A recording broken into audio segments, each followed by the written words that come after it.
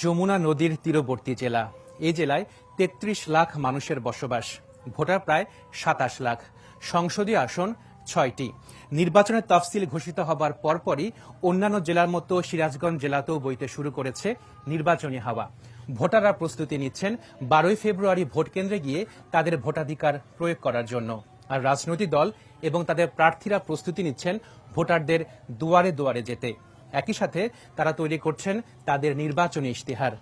আমি আশিকিন প্রিন্স আপনাদের সবাইকে স্বাগত জানাচ্ছি সিরাজগঞ্জের হার্ট পয়েন্ট থেকে চ্যানেল 24 আয়োজিত এন মোহাম্মদ ব্যালটে বাংলাদেশ অনুষ্ঠানে। আমাদের সাথে আছেন সিরাজগঞ্জ জেলার ভোটার। আমরা শুনব তাদের প্রত্যাশার কথা, তাদের দাবির কথা, তাদের পাওয়া না পাওয়ার কথা। একই সাথে আমাদের সাথে রয়েছেন সিরাজগঞ্জ জেলার বিভিন্ন সংসদীয় আসনে যে প্রার্থী রয়েছেন তাদের কথা। একই সাথে শুনব বিভিন্ন রাজনৈতিক দলে যে প্রতিনিধি রয়েছেন তাদের কথা।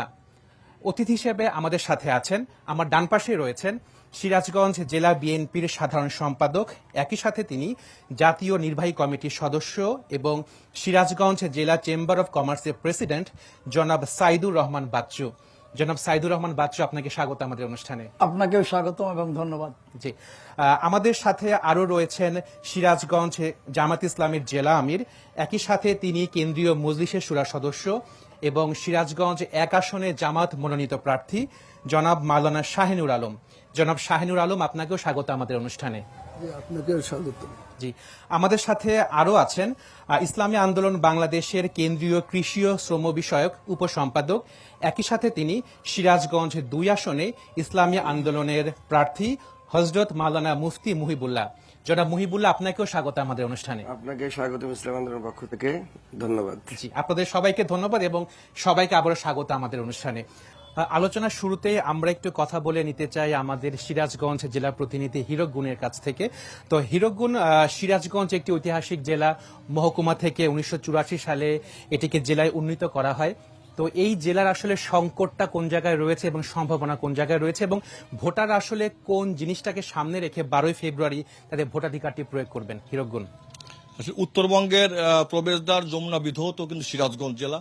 এটি একটি সম্ভাবনাময় জেলা, কারণ এই সিরাজগঞ্জে দুগ্ধ শিল্প, সেখানে কৃষি পণ্য, সেখানে পর্যটনের কিন্তু একটি সম্ভাবনাময় রয়েছে এবং সিরাজগঞ্জের যোগাযোগ ব্যবস্থা বর্তমানে কিন্তু ভালো হয়, কারণ সিরাজগঞ্জে সড়ক যোগাযোগ, রেল যোগাযোগ, সেখানে নৌ যোগাযোগ রয়েছে, সেখানে পর্যাপ্ত গ্যাসের ব্যবস্থা রয়েছে, যে কারণে কিন্তু আগের সিরাজগঞ্জ তুলনায় কিন্তু এখন সিরাজগঞ্জ ধীরে ধীরে কিন্তু একটি সম্ভাবনাময় জেলা হিসেবে রূপান্তরিত হচ্ছে। কিন্তু আসলে সেখানে কিন্তু সংকটও কিছু রয়েছে, কারণ সিরাজগঞ্জ জানেন যে আসলে কৃষি প্রধান বললেও কিন্তু চলে, কারণ সিরাজগঞ্জে যে চলন বিল অধ্যুষিত বিভিন্ন উপজেলা রয়েছে, এছাড়াও সিরাজগঞ্জের যমুনা নদীর বেশ কয়েকটি চরে কিন্তু আসলে এখন কৃষির অনেক সম্ভাবনা রয়েছে, কারণ সেখানে বাদাম, সরিষা, ভুট্টা, ধান কিন্তু আসলে উৎপাদিত হচ্ছে। কিন্তু আসলে এই যে কৃষি পণ্যগুলোর কিন্তু বাজারজাতকরণের তেমন কোনো ব্যবস্থা নাই, যে কারণে এখানকার কৃষক তারা কিন্তু আসলে ফসলের ন্যায্য মূল্য সেটি কিন্তু আসলে পাচ্ছে না।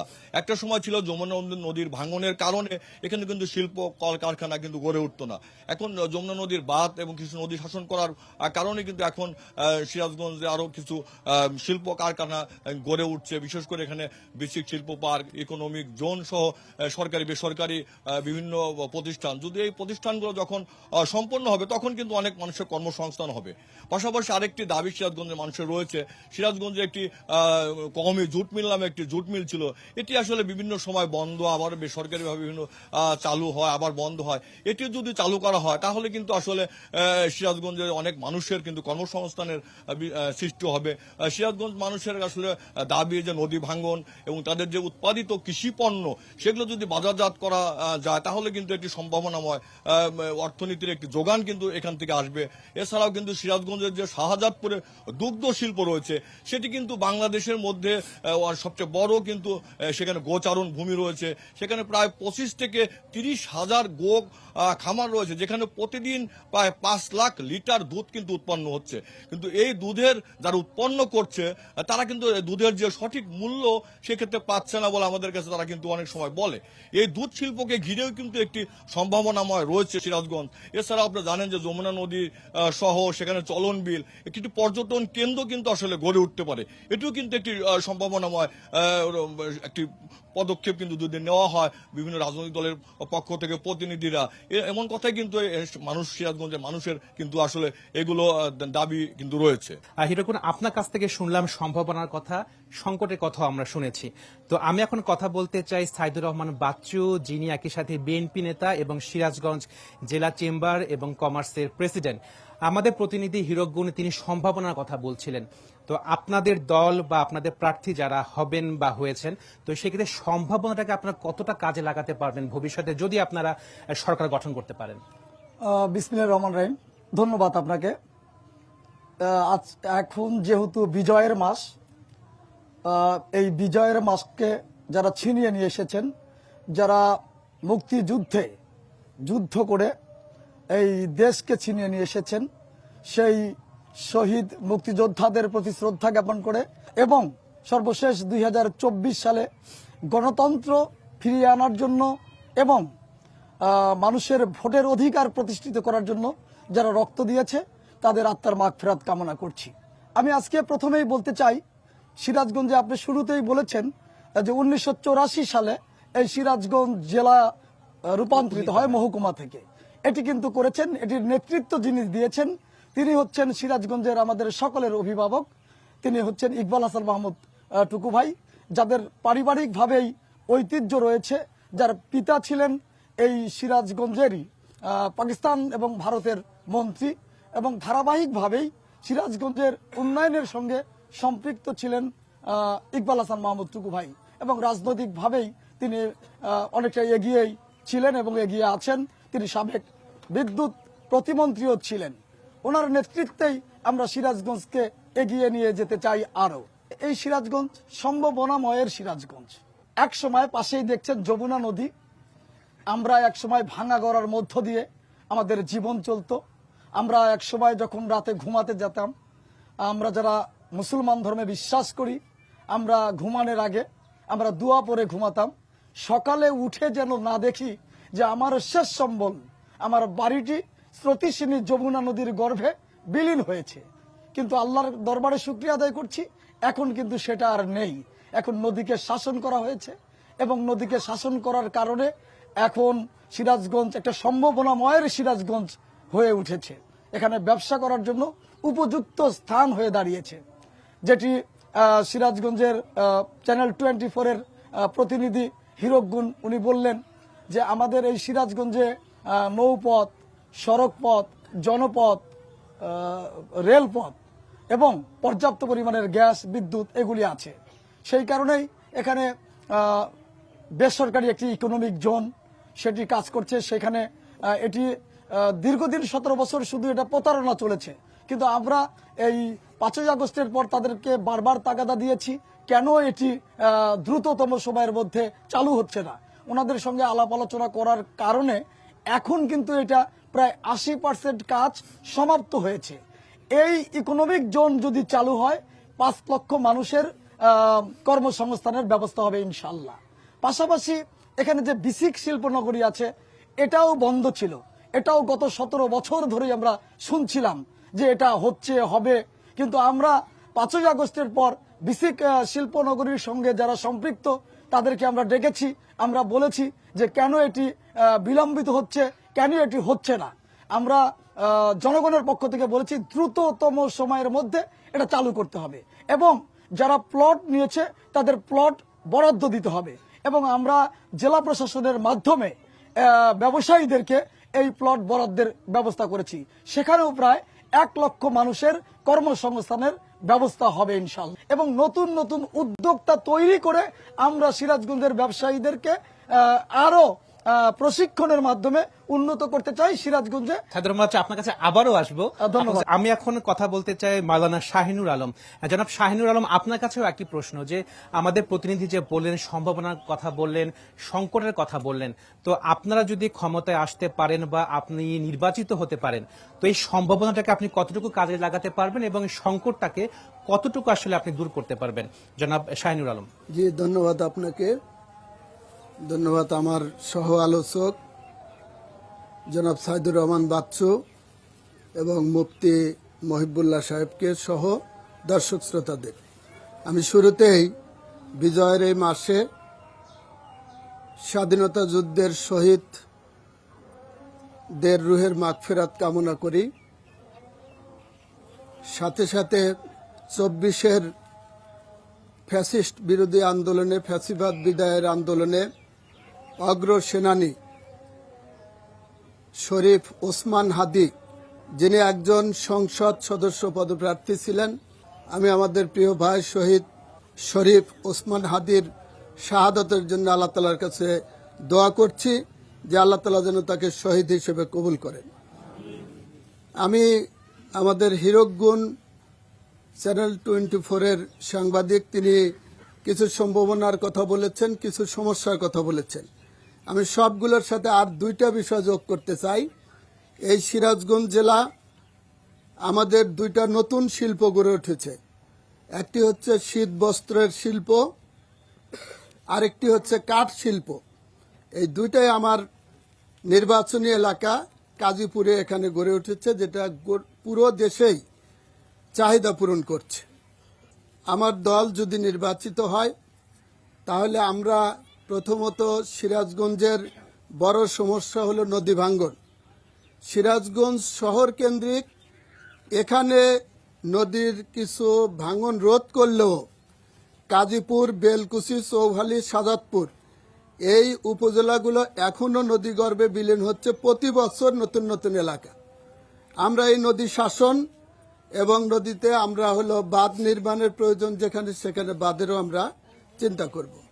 কৃষি প্রধান দেশ হিসেবে কৃষকদেরকে আধুনিক তথ্য প্রযুক্তিতে আমরা দক্ষ করে তুলে উৎপাদনের জন্য তাদেরকে ভূমিকা রাখতে পারেন। এই জন্য আমরা এই জেলায় আমরা কৃষি ইনস্টিটিউট প্রতিষ্ঠার মাধ্যমে কৃষকদেরকে আমরা আধুনিক তথ্য প্রযুক্তিতে আমরা গড়ে তুলব ইনশাআল্লাহ। মাদক মুক্ত বাংলাদেশ গড়ার জন্যে, মাদক থেকে যুবকদেরকে ফিরিয়ে আনার জন্যে আমরা তাদেরকে খেলাধুলার, শরীরচর্চার মধ্য দিয়ে, উত্তম পরিবেশ দিয়ে তাদেরকে আমরা মাদক থেকে ফিরে আনতে চাই। সর্বোপরি আমরা জেলার উন্নয়নের জন্য দুর্নীতিমুক্ত একটি প্রশাসন, দুর্নীতিমুক্ত এখানকার যাবতীয় ব্যবস্থা আমরা কায়েম করতে চাই, যার মধ্য দিয়ে সুষম, ইনসাফপূর্ণ এবং বৈষম্য মুক্ত উন্নয়নের জন্য আমরা সিরাজগঞ্জ জেলায় আমাদের সর্বোচ্চ চেষ্টাটা আমরা করব। ধন্যবাদ মাওলানা শাহিনুর আলম। জনাব মুফতি মুহিবুল্লাহ, দুজন বললেন যে আসলে সংকট আছে, সম্ভাবনা আছে। একজন কর্মসংস্থানের দিকে গুরুত্ব দিয়েছেন, আরেকজন কৃষির উপরে গুরুত্ব দিয়েছেন। তো আসলে আপনি এবং আপনার দলের প্রায়োরিটি আসলে কি থাকবে আগামী নির্বাচনে সিরাজগঞ্জ জেলাকে ঘিরে?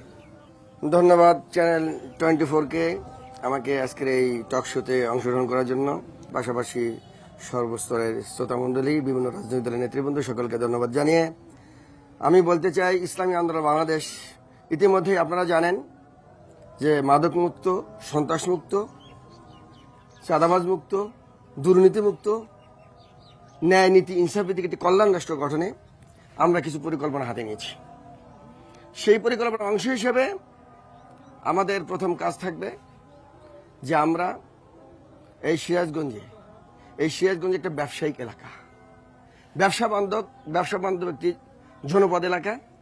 এই এলাকার সকল পেশার সকল ব্যবসায়ীদেরকে সার্বিক সুযোগ সুবিধা দিয়ে যাতে করে সিরাজগঞ্জে আমাদের বেকার ছেলেদের জন্য কর্মসংস্থানের ব্যবস্থা করতে পারি। এই জন্য আমাদের যেমন শিল্প পার্ক রয়েছে, যেমন ইকোনমিক জোন রয়েছে, পাশাপাশি আমাদের আরো কিছু কর্মতৎপরতার ক্ষেত্রে, যেমন আমাদের ভাই বলেছেন এপার থেকে ওপারে যাওয়ার জন্য যেই আমাদের সমস্যাগুলো রয়েছে যাতায়াতের জন্য, এই যাতায়াতের সমস্যাগুলো দূর করে আমরা যদি একটি সুন্দর বাণিজ্যিক একটি ব্যবস্থা গ্রহণ করতে পারি, তাহলে আশা করা যায় এই সিরাজগঞ্জে আমরা একটি ব্যবসা বান্ধব এলাকা হিসেবে, জনপদ হিসেবে গড়ে তুলতে পারবো। দ্বিতীয় হলো, আমরা লক্ষ্য করেছি আমাদের এই সিরাজগঞ্জে এই যে আমরা আমাদের ছেলেপেলে মাদকে আসক্ত কেন? কারণ হলো ছেলেপেলে বেকার। যখনই বেকারত্ব দূরীকরণের ব্যবস্থা হয়ে যাবে, যখনই এই ছেলেদের কর্মের ব্যবস্থা হয়ে যাবে, তখন তারা কিন্তু ওইদিকে আর বখাটে ছেলেদের সাথে ঘোরার কোনো সুযোগ পাবে না।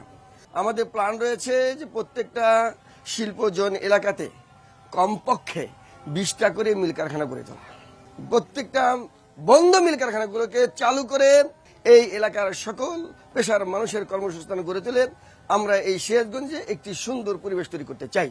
পাশাপাশি আমরা দেখেছি, লক্ষ্য করেছি, প্রশাসন থেকে শুরু করে বিভিন্ন শ্রেণী পেশায় দুর্নীতি আতঙ্কগ্রস্ত। আমরা এই দুর্নীতিকে দূরীকরণের ক্ষেত্রে আমাদের বিভিন্ন পদক্ষেপ আমাদের হাতে রয়েছে।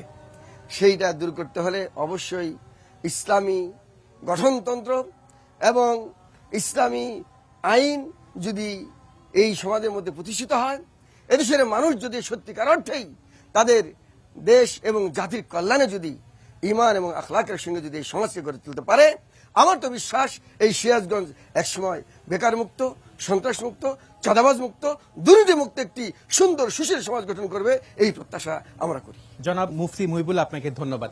আমি এখন কথা বলতে চাই কয়েকজন স্থানীয় ভোটারদের সাথে।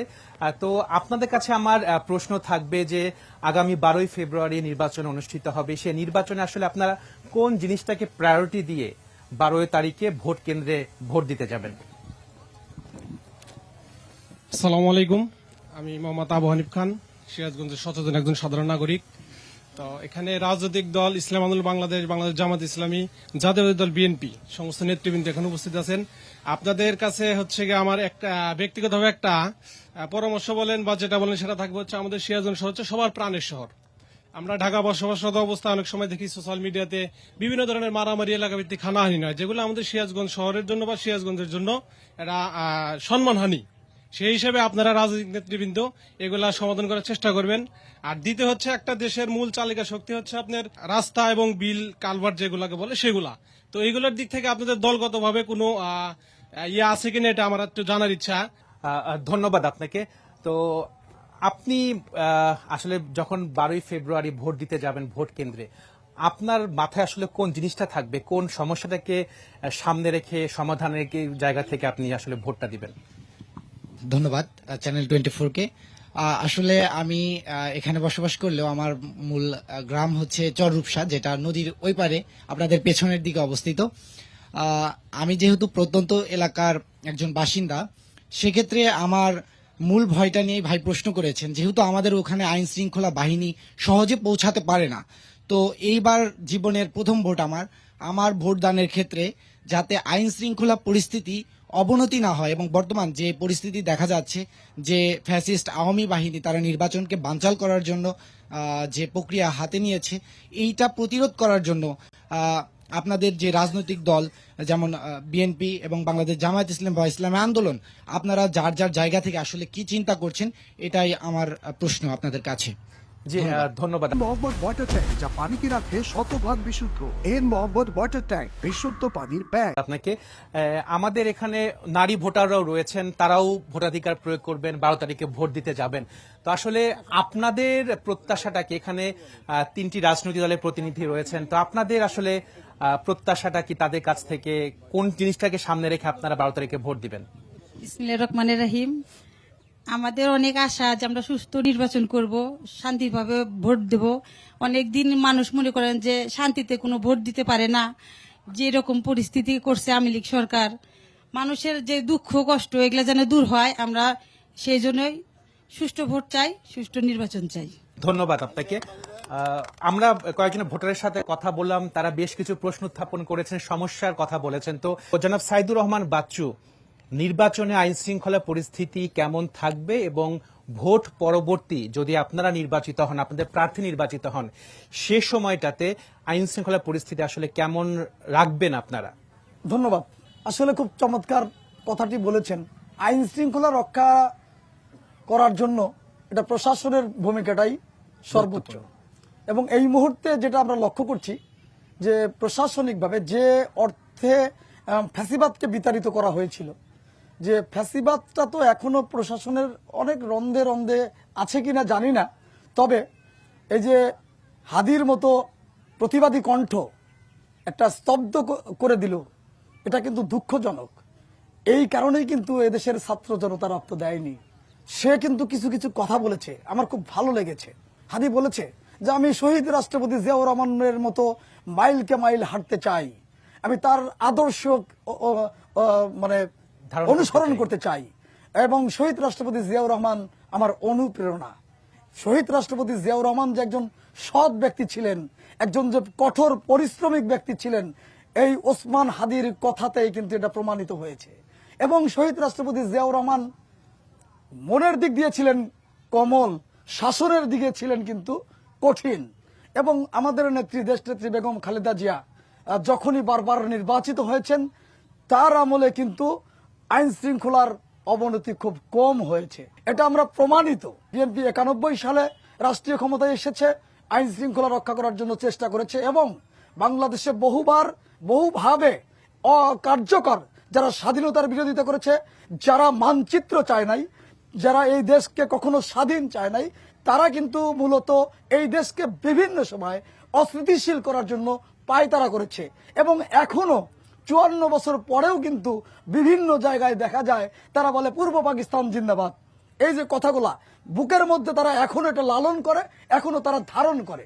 আমি যেটা বলতে চাই যে এই যে আপনার আইন শৃঙ্খলার কথাটা, ওই যে প্রথম ভোটার হয়েছে, কথাটা ভালো লেগেছে যে চর অঞ্চলে তার বাসা। আইন শৃঙ্খলা রক্ষার জন্য আইন শৃঙ্খলা রক্ষাকারী বাহিনী আছে, তাদের আরো উদ্যোগী হতে হবে। তাদের বিশেষ করে পুলিশ ফোর্সকে আরো এগিয়ে আসতে হবে, আরো পরিশ্রম করতে হবে, আইন শৃঙ্খলাকে আরো সুন্দর করতে হবে, নিরাপত্তা জনগণকে আরো দিতে হবে। আমার দল যদি আবার রাষ্ট্রীয় ক্ষমতায় যায়, ইনশাল্লাহ আইন শৃঙ্খলার প্রশ্নে আমরা আপোষ করব না। এবং আমার নেতা জনাব তারেক রহমান স্পষ্ট ভাষায় ঘোষণা করেছেন, প্রথম কথাই হচ্ছে দুর্নীতির বিরুদ্ধে জিহাদ করব। এবং দুর্নীতির বিরুদ্ধে জনাব তারেক রহমান স্পষ্ট বক্তব্য দিয়েছেন।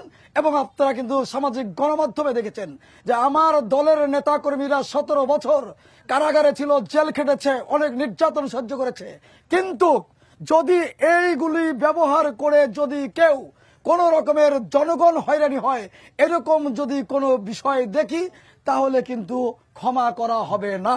ইতিমধ্যেই আমার দলের অনেক নেতাকর্মীকে কিন্তু আপনারা দেখেছেন দলীয়ভাবে সাজা দেওয়া হয়েছে। আমি আরেকটি কথা আপনাকে বলতে চাই, এটা প্রমাণিত। আমরা মিথ্যা আশ্বাস দিয়ে, কোনো মিথ্যা প্রতারণা দিয়ে আমরা ভোট নিতে চাই না। কোনো মিথ্যা সান্ত্বনা অথবা মিথ্যা আশ্বাস যেটি জনগণ বোঝে, যেটি জনগণ জানে, সেরকম আশ্বাস আমরা দিতে চাই না। আমাদের কথা ক্লিয়ার। আমরা কৃষকদের পক্ষে কথা বলছি, আমরা ফ্যামিলি কার্ড দেব সেগুলি বলছি, কিন্তু আমরা রাজনৈতিক ক্ষেত্রে ধর্মকে এই মুহূর্তে ব্যবহার করছি না। আমরা ইসলামিক মূল্যবোধে বিশ্বাস করি, কিন্তু ধর্মকে মসজিদে মসজিদে গিয়ে ব্যবহার করার চেষ্টা করছি না। ধন্যবাদ সাইদুর রহমান বাচ্চু। জনাব শাহিনুর আলম, আপনি সিরাজগঞ্জ 1 আসনের প্রার্থী, আপনারাও তো তৃণমূলে প্রচারণা চালাবেন। আইন শৃঙ্খলা পরিস্থিতি নিয়ে আসলে আপনাদের বক্তব্যটা কি? কয়েকজন ভোটার আসলে আইন শৃঙ্খলা পরিস্থিতি নিয়ে উদ্বেগ জানিয়েছে, তো সেই জায়গা থেকে আসলে আপনি একজন প্রার্থী, আপনার অবস্থানটা কি? জি, ধন্যবাদ আপনাকে।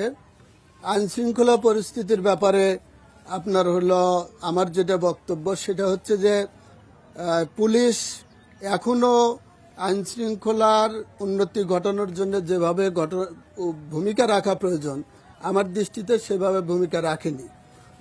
ফ্যাসিস্টদের 2-1 নামে মাত্র গ্রেপ্তার হলেও তাদেরকে এমন হালকা মামলা দেওয়া হচ্ছে, যারা জেলখানায় যাওয়ার পরে 10-15 দিনের মাথায় জামিন নিয়ে বের হয়ে এসে আবারও তাদের পূর্ব কর্মকাণ্ডে অংশগ্রহণ করছে।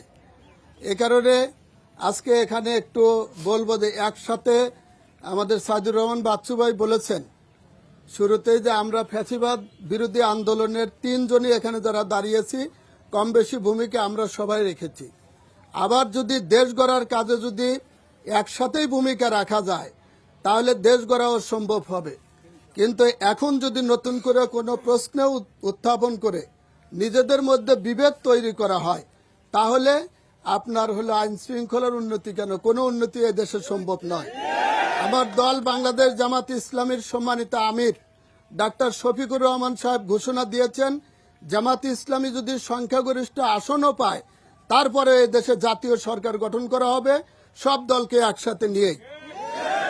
আইন শৃঙ্খলার উন্নতির জন্য আমার ছোট ভাই রূপসার ওই চর থেকে যে কথা বলেছেন, আমরা ওই চর অঞ্চলের 7টা ইউনিয়ন, কাজীপুরের 6টা এবং সদর উপজেলায় 1টা, এই 7টা ইউনিয়নকে নিয়ে আলাদা একটা উপজেলা এবং পূর্ণাঙ্গ একটি পুলিশ স্টেশন স্থাপনের জন্য একটা আন্দোলন চলছে এবং আমি নিজেও সেই আন্দোলনের একজন কর্মী। সুতরাং আমরা এই চর অঞ্চলে উপজেলায় এবং পূর্ণাঙ্গ পুলিশ স্টেশন যদি এখানে কায়েম হয় তাহলে চর অঞ্চলের আইন শৃঙ্খলার উন্নতি হবে এবং মানুষের জীবনযাত্রা সেখানে সুন্দরভাবে চলতে পারবে আমরা বিশ্বাস করি। উন্নয়নের ব্যাপারে একটা কথা আমার ছোট ভাই বলেছে, সে যে আপনার ব্রিজের কথা একটা বলেছেন হলো ফুলবাড়িতে। আমি যার যতটুকু ভূমিকা আছে সেটা স্বীকার করতে আমরা ন্যূনতম কুণ্ঠাবোধ করি না।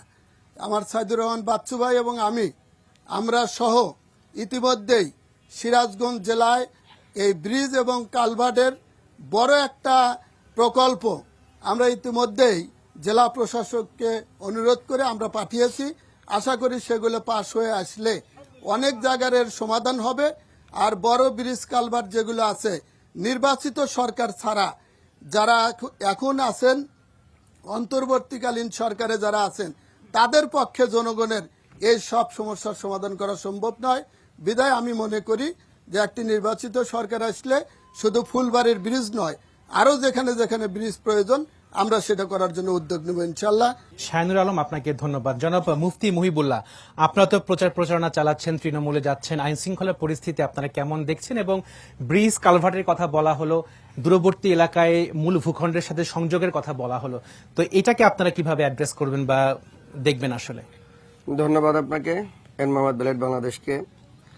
আসলে আমরা যা লক্ষ্য করেছি, প্রশাসনের যে আইন শৃঙ্খলার যে অবনতি, এটা আমাদের জন্য মারাত্মক একটু হুমকির মতো। আমরা একটা হুমকিতে আছি যে প্রশাসনকে এখনো পর্যন্ত এই অন্তর্বর্তীকালীন সরকার যতই ঢেলে সাজানোর চেষ্টা করুক না কেন, আমরা লক্ষ্য করছি এখনো আইন শৃঙ্খলার উন্নতি হয়নি। আমরা এই বিষয়গুলো বারবার আমরা অ্যাপ্লিকেশনের মাধ্যমে, বিভিন্ন জায়গায় আবেদনের মাধ্যমে আমরা বলে আসছি যে প্রশাসনকে তাড়াতাড়ি সুন্দর করে ঢেলে সেজে আইন শৃঙ্খলার একটি উন্নত পরিবেশ তৈরি করেন। যদি আইন শৃঙ্খলার উন্নত পরিবেশ না হয়, এইভাবে যদি অবনীত হতেই থাকে, তাহলে আগামী নির্বাচন সুষ্ঠু হবে কিনা এটা আমাদের জন্য সন্দেহান। আমি মনে করি এই আইন শৃঙ্খলার এই পরিবেশকে আগে উন্নত করতে হবে, তারপরে নির্বাচনের কার্যক্রম শুরু করতে হবে। যদি এই নির্বাচন যদি আমরা সুষ্ঠু এবং নিরপেক্ষ করতে চাই, সুন্দর পরিবেশ যদি আমরা তৈরি করতে চাই, তাহলে অবশ্যই আমি মনে করি প্রত্যেকটা সেন্টারে সেনাবাহিনী প্রয়োজন, কমপক্ষে 5 জন করে। আমি মনে করি প্রত্যেকটা সেন্টারে বিজিবি দরকার, প্রত্যেকটা সেন্টারে র্যাব দরকার, পুলিশ দরকার। এক কথা, প্রত্যেকটা সেন্টারে প্রশাসন থাকবে কমপক্ষে 20 থেকে 25 জন। যদি থাকে তাহলে এদেশের নাগরিক যারা ভোট দিতে যাবে তারা তখন বুঝবে এই মুহূর্তে এই সেন্টার আর দখল হওয়ার সম্ভাবনা নেই। তখন আমি মনে করি এই এলাকার মানুষ তখন তারা নির্বিঘ্নে ভোট কেন্দ্রে যেতে স্বাচ্ছন্দ্য বোধ করবে, তারা সুন্দরভাবে ভোট কেন্দ্রে গিয়ে তাদের ভোট প্রয়োগ করতে পারবে। দ্বিতীয় কথা হলো, এই যে আজকে আমরা যদি ক্ষমতায় যাই বা ইসলামী দল যদি ক্ষমতায় যায়, আজকে আমাদের জামাতের আমির শাহিন আলম ভাইয়ের সাথে কথার সাথে এক করে একটু কথা যোগ করতে চাই। আমাদের আমিরও বক্তব্য হলো এরকম যে 8 দলীয় জোট হোক বা ইসলামী সরকার হোক, যদি আমরা ক্ষমতা যাই, আমরা অবশ্যই চেষ্টা করব সকল দলকে সাথে নিয়ে একটি জাতীয় সরকার গঠন করতে। পাশাপাশি আমরা চাই এই প্রশাসনের উন্নয়নের জন্য আমরা দৃঢ় প্রশিক্ষণ করাতে চাই।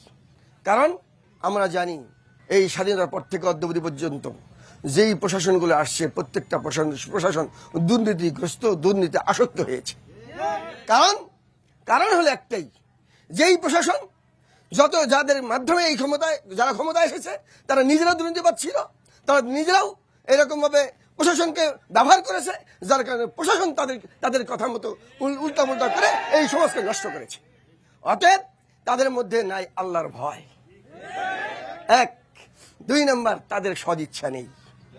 এই দেশকে যদি দুর্নীতিমুক্ত করতে চাই, আইন শৃঙ্খলা যদি উন্নতি করতে চাই, অবশ্যই আইন শৃঙ্খলা বাহিনীর এই 2টা কাজ লাগবে। 1 নম্বর আল্লাহর ভয়ের প্রশিক্ষণ লাগবে, 2 নম্বর লাগবে এই আইন শৃঙ্খলা বাহিনীকে অবশ্যই তাদেরকে দুর্নীতি মুক্ত হওয়ার জন্য যেই সদিচ্ছার সেই প্রশিক্ষণ, সেইটা তাদেরকে দিতে হবে। তাহলেই তারা দুর্নীতি মুক্ত পরিবেশ তৈরি করতে পারবে। জি, ধন্যবাদ মুফতি মুহিবুল্লাহ। তো আমরা আবারও ফিরে যেতে চাই ভোটারদের কাছে। এখানে বিভিন্ন শ্রেণী পেশার মানুষ রয়েছেন, ভোটার রয়েছেন, আমরা দেখতে পাচ্ছি একজন কৃষকও রয়েছেন। তো আপনি যে কৃষি পণ্যটা উৎপাদন করেন সেই দামটি আসলে সঠিক মূল্যটি পান কিনা, অথবা আপনার সমস্যাটা কোন জায়গায় হয়? আসসালামু আলাইকুম। আমি বলতে চাচ্ছি যে চরে যে আমাদের আবাদগুলো হচ্ছে বা আমাদের যমুনা নদীটা সিরাজগঞ্জের অবশিষ্ট পাশে আছে, সো এখন নদীতে দেখা যাচ্ছে পানি শুকিয়ে গেছে, আমাদের কৃষকদের পানির সেচের অনেকটা সমস্যা হয়, বা আমাদের যে আবাদগুলো আমরা করি বা আমাদের পণ্যটা ওই জায়গা থেকে আনতে, আমাদের শহরে আনতে অনেক টাকা বা পরিশ্রমের বিষয়টা, সেই ফসলটা আমরা শহরে নিয়ে এসে আমরা ন্যায্য যে পারিশ্রমিক বা ন্যায্য যে ফসলের যে পণ্যটা সেটা আমরা পাচ্ছি না। সেই ক্ষেত্রে বিভিন্ন রাজনৈতিক দল বা এখন বর্তমানে যেটা হইতেছে যে আমাদের এই কৃষকদের যে পণ্যের ন্যায্য মূল্যটা যেন কৃষকরা পায়, যেরকম কষ্ট করে যেরকম ফসল ফলাইতেছে, দেশ এবং দেশের অর্থনৈতিক বিষয়ে যদি তারা যদি একটু কৃষকদের দিকে তাকায়, তাহলে কৃষক এবং দেশ ও মাটি মানুষ বাঁচতে পারবে। জি, ধন্যবাদ আপনাকে। আমাদের মাঝে রয়েছেন সাংস্কৃতিক কর্মীরাও রয়েছেন। তো সিরাজগঞ্জ জেলা ঐতিহাসিকভাবে তার সংস্কৃতি সমৃদ্ধ একটি জেলা। তো এই সংস্কৃতিটা যাতে আরো বিস্তৃতি লাভ করে, তো সেই ক্ষেত্রে রাজনৈতিক দলগুলোর কাছে আপনার দাবি বা প্রত্যাশাটা কি থাকবে? ধন্যবাদ। আপনারা জানেন যে বাংলাদেশের মধ্যে সিরাজগঞ্জ একটি সাংস্কৃতিক উর্বর ভূমি। এখানে প্রায় 50টির উপরে সাংস্কৃতিক সংগঠন আছে। আমরা দেখেছি যে বিভিন্ন সময় যারা রাষ্ট্রীয় ক্ষমতা আসে বা প্রশাসন, তারা সাংস্কৃতিক কর্মীদের বিভিন্নভাবে কাজে লাগায়, কিন্তু তাদের উন্নয়নের কোনো কাজ করে না। আমাদের সিরাজগঞ্জে 50টির বেশি সাংস্কৃতিক সংগঠন আছে, কিন্তু আমাদের নিজস্ব কোনো ভবন নেই। আমাদের বিভিন্ন বাসা ভাড়া নিয়ে এই কর্মকাণ্ডগুলো করতে হয়। আমরা রাজনৈতিক দলের কাছে আমরা আহ্বান জানাবো যে একটি দেশের কিন্তু মূল চালিকা শক্তির মধ্যে সংস্কৃতি কর্মকাণ্ড কিন্তু বেগবান করে এবং এই সংস্কৃতি দেশকে তুলে ধরে। তো আমরা সিরাজগঞ্জে যারা রাজনৈতিক নেতৃবৃন্দ আছে তাদের কাছে আহ্বান জানাবো, আপনারা রাজনৈতিক দল ক্ষমতা আসলে সিরাজগঞ্জের সাংস্কৃতিককে আরো বেগবান করার জন্য একটি সাংস্কৃতিক কমপ্লেক্স করে দিবেন, যেখানে আসলে আমরা মহড়া সহ আমাদের সাংস্কৃতিক সংগঠনগুলো এক সাইডে থাকতে পারবো। ধন্যবাদ আপনাকে। এখানে তরুণ ভোটাররাও রয়েছে। তো তরুণ ভোটাররা আসলে কি চান, আপনার প্রত্যাশাটা কি? আপনি তো তরুণ ভোটার। আসসালামু আলাইকুম, আমি জুবের হাসান। আমার বয়স 24 বছর। আমি যেহেতু প্রথম ভোটার, তো তরুণ ভোটার হিসেবে আমার প্রথম প্রত্যাশা হচ্ছে আমি একজন মেডিকেল স্টুডেন্ট। তো বাংলাদেশের যে শিক্ষা ব্যবস্থা সরাসরি ফ্যাসিবাদীরা যে করেছিল, যেখানে নৈতিকতা মানে ধর্মের যে শিক্ষা এবং এখান থেকে কারিগরি যে শিক্ষা যে ভাবে যে প্রতিষ্ঠিত হওয়া, কোনো শিক্ষাই পাচ্ছে না। এটা আসলে কি শিক্ষা আমরা কিছুই বুঝতে পারছি না। দ্বিতীয়ত হচ্ছে আমরা দেখেছি যে প্রশাসন সম্পূর্ণ দলীয়করণ হয়েছে, যে আমার দলে কেউ যদি কাউকে হত্যা করে বা চাঁদাবাজি করে তাহলে কিন্তু ছলে বলে কৌশলে আমরা সেটাকে ঢেকে রাখি। তো এই ব্যাপারে শিক্ষা এবং প্রশাসন এই ব্যাপারে সুনির্দিষ্ট কিছু পরিকল্পনা আপনাদের কাছ থেকে জানতে চাচ্ছি আর কি। জি, সিরাজগঞ্জ জেলার অন্যতম একটি সমস্যা নদী ভাঙন। তো নদী ভাঙন নিয়ে আসলে আপনাদের কোনো প্রশ্ন আছে কিনা, উদ্বেগ আছে কিনা, দলগুলোর প্রতিনিধিদের কাছে আপনারা কোনো কিছু আসলে দাবি করেন কিনা নদী ভাঙন নিয়ে? আপনি একটু বলবেন যে আসলে নদী ভাঙনের সমস্যাটা কতটা প্রকট আপনাদের? নদী ভাঙন মূলত আমাদের সিরাজগঞ্জকে সবচেয়ে বেশি ক্ষতিগ্রস্ত করছে, এবং আমরা সিরাজগঞ্জ শহরে আপনারা এখন এসে দেখছেন যে এখানে শহর রক্ষার জন্য কিছু অংশ বাঁধ বেঁধে আসলে নদী ভাঙন কিছু রোধ করা হয়েছে। সত্যিকার অর্থে এইখান থেকে শুরু করে আপনার কাজীপুরের শেষ মাথা পর্যন্ত, আর শহরের যমুনা সেতুর থেকে শুরু করে শাহজাদপুরের শেষ মাথা পর্যন্ত এখনো প্রতি বছর গ্রামের পর গ্রাম আসলে নদীর ভাঙনের কারণে মানুষ সর্বোচ্চ হারা হয়ে দিশেহারা ভাবে তারা জীবনযাপন করছে। আমরা প্রত্যাশা করি যে যারাই নির্বাচিত হবে তারা যেন সিরাজগঞ্জের নদী ভাঙন রোধ করার জন্য একটি সুনির্দিষ্ট পরিকল্পনা গ্রহণ করে, এবং এই পরিকল্পনা শুধু নির্বাচিতের জন্য নয়, আমরা মনে করি যে সিরাজগঞ্জ থেকে যারা নির্বাচন করবে তাদের পক্ষ থেকে জাতীয়ভাবে ইস্তেহারে এটা ঘোষণা দেওয়া দরকার। আমরা প্রত্যাশা করি। জি, ধন্যবাদ আপনাকে। জনাব শাহিনুর আলম একজন কৃষক, তিনি বলছিলেন যে তিনি কৃষক তার উৎপাদিত পণ্যের ন্যায্য মূল্যটা পাচ্ছেন না। তার বক্তব্য না এরকম, হয়তো বা অনেক কৃষকেরই এক অভিযোগ রয়েছে, ক্ষোভ রয়েছে। তো আপনি বা আপনার দল যদি নির্বাচিত হয়, সরকার গঠন করে, তাহলে কৃষি পণ্য যাতে ন্যায্য মূল্যে বিক্রি হয়, কি ব্যবস্থাটা আপনারা গ্রহণ করবেন? আমরা কৃষি পণ্য ন্যায্য মূল্য পাওয়ার আগে কৃষি পণ্য উৎপাদনের জন্য তাদের যে সাপোর্ট দেওয়া দরকার, সার, পানি, বীজ, এগুলোর ব্যাপারে আমাদের পক্ষ থেকে আমরা সহজ ভাবে তাদেরকে এটা দেওয়ার চেষ্টা করবেন ইনশাআল্লাহ। দ্বিতীয়ত হলো যে উৎপাদিত পণ্য তারা সহজে বাজারজাত করতে পারে এবং ন্যায্য মূল্য পায়। এর জন্য তো প্রয়োজন যেটা রাস্তাঘাটের উন্নতি, সেটা তো আমি আগেই বলেছি। রাস্তা উন্নতি হলে বাজার পর্যন্ত আসা তাদের জন্য সহজ হবে।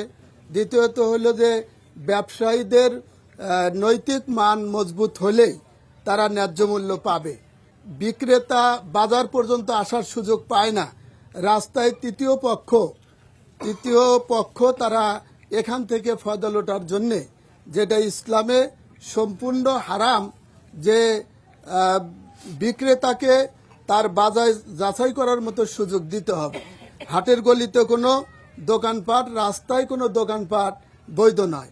সুতরাং তাকে আসার মতো সেই রাস্তা সেগুলোর দেওয়া হবে এবং তারা যেন সহজেই এটা বাজারজাত করতে পারে। সে কারণে আমরা প্রয়োজনে সরকারের পক্ষ থেকে আপনার ক্রয় কেন্দ্র সেখানে স্থাপন করার মধ্য দিয়ে তাদের পণ্যের ন্যায্য মূল্য দেওয়া হবে ইনশাআল্লাহ। জি, ধন্যবাদ শাহিনুর আলম। জনাব সাইদুর রহমান বাচ্চু, আপনি সিরাজগঞ্জ জেলা চেম্বার অ্যান্ড কমার্সের প্রেসিডেন্ট, একই সাথে বিএনপি নেতা। এখানে সিরাজগঞ্জ জেলাতে যে খাদ্য গুদামের সংখ্যা 43টি রয়েছে এবং ধারণ ক্ষমতা 27,000 মেট্রিক টন। এখানে প্রচুর পরিমাণে কৃষি পণ্য উৎপাদিত হয়। তো ভবিষ্যতে যদি আপনার প্রার্থী বা আপনার দল ক্ষমতায় আসে, এই যে কৃষি পণ্যটা যাতে গুদামজাত করা যায়, সঠিক মতো প্রিজার্ভ করা যায়, ন্যায্য মূল্য পায়, সেই জায়গা থেকে আসলে আপনাদের কি উদ্যোগ থাকবে? ধন্যবাদ। আপনি ইতিমধ্যেই লক্ষ্য করেছেন কিনা আমি জানি না, কিছুদিন আগেও আমাদের নেতা জনাব তারেক রহমান যে 31 দফা দিয়েছেন যে আগামী রাষ্ট্র কিভাবে চলবে, সেটার মধ্যে সবচেয়ে বেশি গুরুত্ব দিয়েছেন, ওই যে একজন ছাত্রভাই প্রশ্ন করলো, ছাত্রদের উপরে সবচেয়ে বেশি গুরুত্ব দিয়েছেন। ফ্যামিলি কার্ড নির্ধারণ করে মানে নারীদের উপরে গুরুত্ব দিয়েছেন এবং কৃষকদের উপরে গুরুত্ব দিয়েছেন। কৃষকদের উপরে যে গুরুত্বটা দিয়েছেন 8টা বিষয়, 31-এর মধ্যে 8টা বিষয় একদম সারমর্ম করে নিয়ে এসেছেন। আমাদেরকে এটা বুঝিয়েছেন যে আমরা এগুলি জনগণকে আমরা বুঝাবো যে আমরা আসলে কি করতে চাই। এটা আসলে আমাদের শুধু বক্তব্য না, এটা আমরা এই যে যেমন আমার হাতে দেখছেন, এই যে এটা কৃষি কার্ড, অর্থাৎ কৃষকদের কাছে একদম এটা আমাদের জরিপ করা হয়েছে।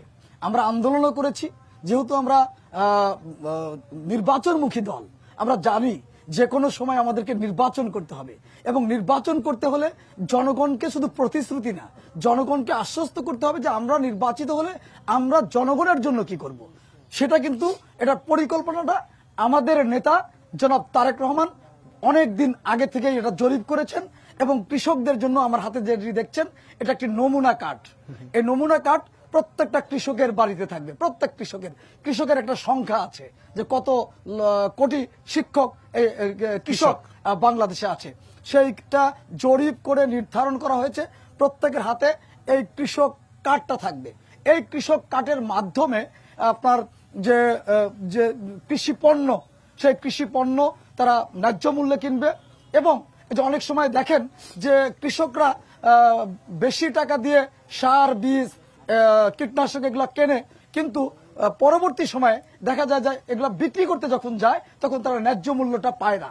এই ন্যায্য মূল্য যাতে পায় সেটা পাওয়ার জন্য এই কৃষক এরা ন্যায্য মূল্যে কৃষি পণ্য যেগুলা সার, বীজ এগুলা কিনবে, আবার তারা এই কার্ডগুলি দেখিয়ে এগুলা বিক্রি করতে পারবে। অর্থাৎ আপনারা ক্ষমতা গেলে কৃষকদের উন্নয়নে প্রয়োজনীয় সব ধরনের পদক্ষেপ অলরেডি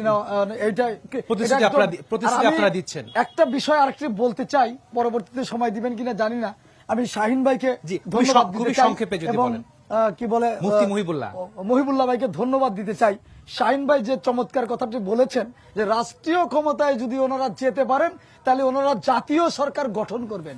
আলহামদুলিল্লাহ, ভালো কথা বলেছেন, যেটা তারেক রহমান এটা আগেই বলেছেন।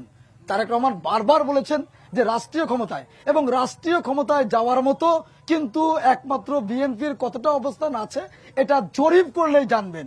সিরাজগঞ্জের যে 6টা সিট, এই 6টা সিটের যদি অতীত জরিপ দেখেন, অতীতের জরিপে আমরা কিন্তু কখনো কোনো দলের সাথে লিয়াজো করে কখনো 7টা সিট, কখনো 17টা সিট এমন ভাগাভাগিতে আমরা যাই নাই। আমরা নির্বাচন করেছি, আমরা সংখ্যাগরিষ্ঠতা পেয়েছি। ইনশাল্লাহ আগামী দিনে মানুষ ধানের শীষে ভোট দেবে। আমরাও প্রতিশ্রুতি ব্যক্ত করতে চাই, যদি বিএনপি রাষ্ট্রীয় ক্ষমতায় যায়, আমরা শাহিন ভাইকে সঙ্গে নিয়ে, আমরা মহিবুল্লাহ ভাইদের সঙ্গে নিয়ে আমরা ইসলামিক মূল্যবোধ কায়েম করব এবং আমরা মিথ্যা সান্ত্বনা, মিথ্যা আশ্বাস দেব। ধন্যবাদ সাইদুর রহমান বাচ্চু। জনাব মুফতি মুহিবুল্লাহ একজন ভোটার, তিনি বলেছেন যে আসলে তারা সংস্কৃতির যে চর্চা, সে চর্চাটি তারা করতে চান এবং সিরাজগঞ্জ একটি সংস্কৃতির যে চর্চা, এটা কেন্দ্র বলা যায়। তো সেই ক্ষেত্রে আসলে নির্বাচিত হন এবং আপনার দল ক্ষমতায় আসে, সংস্কৃতির উন্নয়নে আপনারা কি করবেন? ধন্যবাদ আপনাকে এবং এন মোহাম্মদ ব্রাইট বাংলাদেশকে। আমরা সংস্কৃতি, সিরাজগঞ্জ যেই সংস্কৃতি, যেই যে সংগঠনগুলো রয়েছে, সেই সংস্কৃতি সংগঠনগুলোকে অবশ্যই আমরা এগুলোকে ডেভেলপ করব, সবকিছু ঠিক আছে। পাশাপাশি এর সঙ্গে একটা জিনিস যোগ হবে, সেটা হল ইসলামাইজড।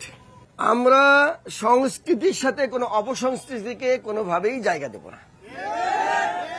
আমরা সংস্কৃতিকে সংস্কৃতির জায়গায় নিয়ে এইটাকে উন্নত করতে যেই পর্যন্ত নেওয়া লাগে সেই পর্যন্ত আমরা নেব ইনশাআল্লাহ।